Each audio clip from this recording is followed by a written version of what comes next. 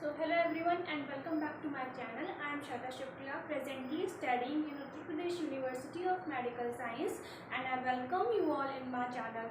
So आज की इस वीडियो में हम लोग डिस्कस करने वाले हैं कि यूपी यूएमएस में मतलब कि Uttar Pradesh university of medical science में कितने पैरामेडिकल फार्मेसिंग और नर्सिंग के कोर्सेज अवेलेबल हैं और उसमें नंबर ऑफ़ सीट्स कितनी हैं, क्वालिफ़िकेशंस क्या चाहिए आपको, एजुकेशनल क्वालिफ़िकेशंस और उसके कोर्स ड्यूरेशन की पूरी इन्फॉर्मेशन लेंगे और साथ ही साथ ये भी जानेंगे आगे कि क्या नीट के थ्रू इसमें एडमिशन हो सकता है, क्योंकि बहुत सारे लोगों के क्वेश्चंस आ रहे थे कि क्या हम लोग नीट के थ्रू यहाँ पे एडमिशन ले सकते हैं कि नहीं।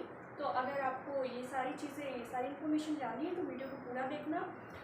और इसके बाद वाली वीडियो में ना हम लोग डिप्लोमा की बात करेंगे कि डिप्लोमा कोर्सेज़ में कितनी सीट्स हैं और कौन कौन से कोर्सेज़ हम लोग कर सकते हैं। ठीक है, तो वीडियो में स्टार्ट करते हैं।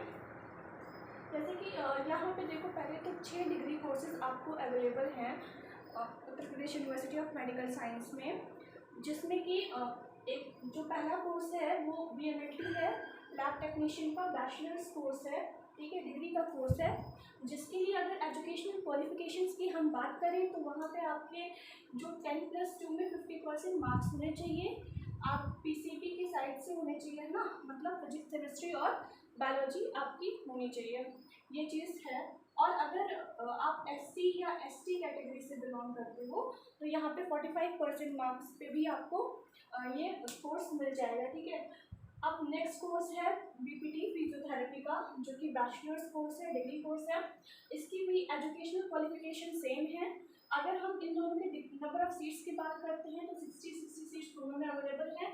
और BMLT की कोर्स ड्यूरेशन 3 इयर्स और 6 मंथ है, जिसमें कि आप 3 इयर्स पढ़ोगे और 6 मंथ की आपकी इंटर्नशिप होगी जिसमें आप प्रैक्टिस करोगे। ठीक है, और हाँ, फिजियोथेरेपी के में भी 60 सीट्स हैं और 4 ईयर की आपकी पढ़ाई होगी और ये जो है 6 मंथ की आपकी इंटर्नशिप होगी। इसमें भी आप बैचलर ऑफ ऑप्टोमेट्री की बात करते हैं, जो कोर्स मैंने लिया है, उसकी जो एजुकेशनल क्वालिफिकेशन है वो इन दोनों के जैसे सेम है। एंड नंबर ऑफ सीट्स इसमें भी 60 सीट्स हैं अवेलेबल और ये 4 ईयर का कोर्स ड्यूरेशन होता है, जिसमें आपकी 1 ईयर की इंटर्नशिप इंक्लूडेड होती है। मतलब आप first year, second year, third year पढ़ोगे और उसके बाद 1 साल की आपकी इंटर्नशिप होगी।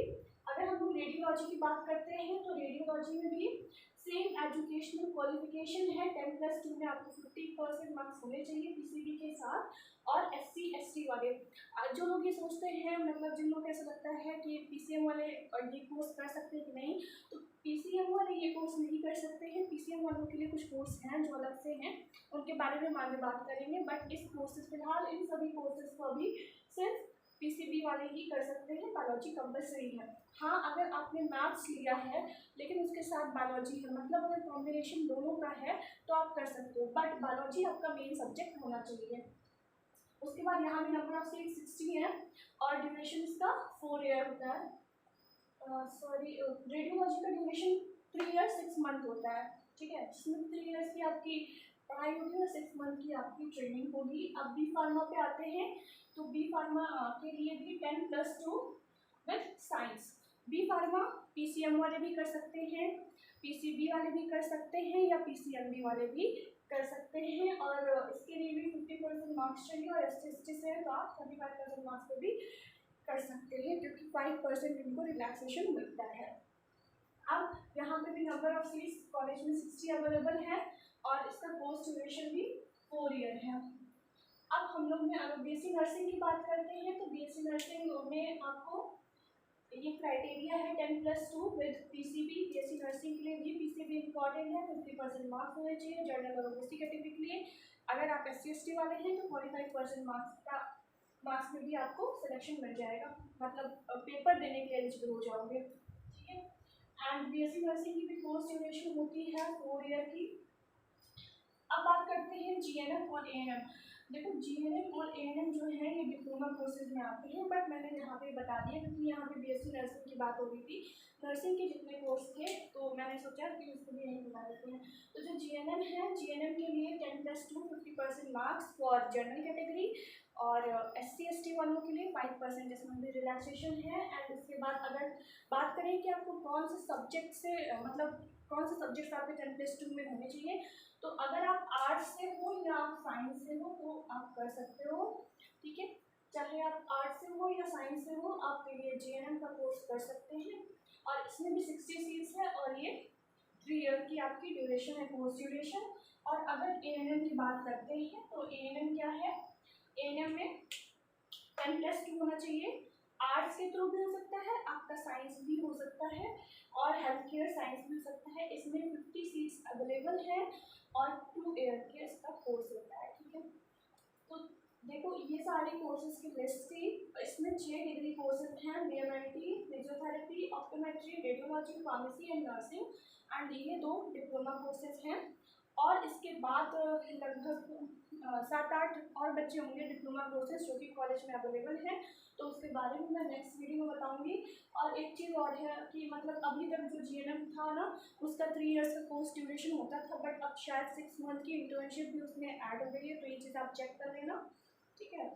तो ये सारी लिस्ट है यहाँ पे। और नीट के थ्रू अगर हम एडमिशन की बात करते हैं तो देखो जैसे स्टेट फैकल्टी ऑफ मेडिकल, मतलब स्टेट फैकल्टी है ना मेडिकल साइंस की लखनऊ में, तो वहाँ से बहुत सारे बच्चे हमारे यहाँ डिप्लोमा के कोर्सेज करने आते हैं। मतलब वो CP नेट का एग्ज़ाम नहीं देते हैं, उसके एंट्रेंस को पास करके फिर काउंसलिंग होती है उनकी, उसके बाद उनको ये कॉलेज प्रोवाइड होता है अगर तो वो यहाँ पे आते हैं तो उनको उनको डिप्लोमा कोर्सेज मिलते हैं। लेकिन मतलब डिग्री कोर्स में ऐसा कोई भी स्टूडेंट अभी तक नहीं आया है।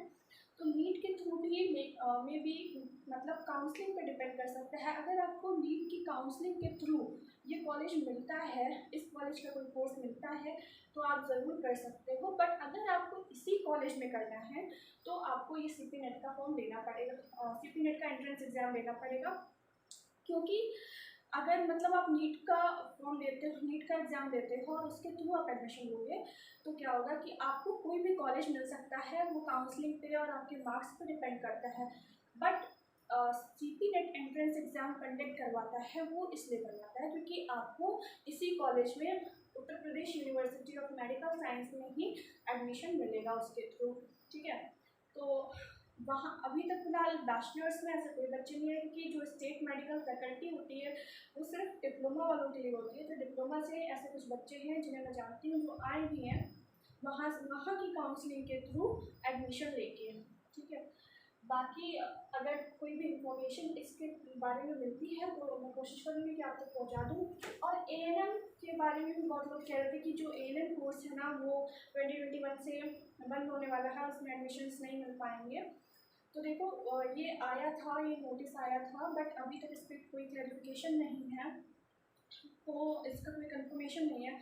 तो इसका वेट कर लो, देख लो ये आए या ना आए। लेकिन मैं सजेस्ट यही करूँगी कि तुम लोग डिग्री कोर्सेज ज़्यादा लेने की कोशिश करो, क्योंकि डिग्री कोर्स आप लोगे तो वो थोड़ा डिप्लोमा से बेटर होता है। बाकी अगर आप डिप्लोमा में इंटरेस्टेड हो तो वो भी कर सकते हो, उसमें भी आप अपना एक अच्छा करियर मेंटेन कर सकते हो। नेक्स्ट वीडियो में हम लोग डिप्लोमा की बात करेंगे।